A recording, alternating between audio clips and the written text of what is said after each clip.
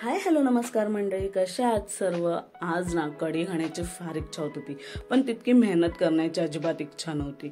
मग म्हटलं कढी सारखं सिमिलर काहीतरी बनवता येईल का, ज्याने आपली क्रेविंग सॅटिस्फाईड होईल। मग लगेच क्लिक झालं, हो करू शकतो, लसुणी दही तडका। मग म्हटलं चला लसुणी दही तडका करूया आणि तुमच्यासोबत रेसिपी शेअर करूया।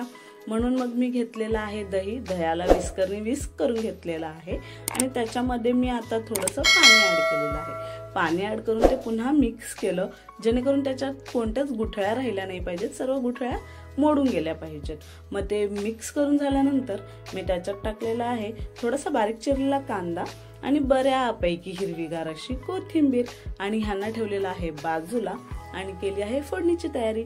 फोडणीसाठी मी गॅसवरती फोडणी पात्र ठेवलंय, त्याच्यामध्ये घेतलेलं आहे तेल थोडंसं तापलं की त्याच्यामध्ये मी टाकलेले आहेत जिरे थोडेसे तडतडले की त्याच्यावरती मी टाकलेले आहेत 3 ते 4 लसणीच्या पाकळ्या बारीक चिरून।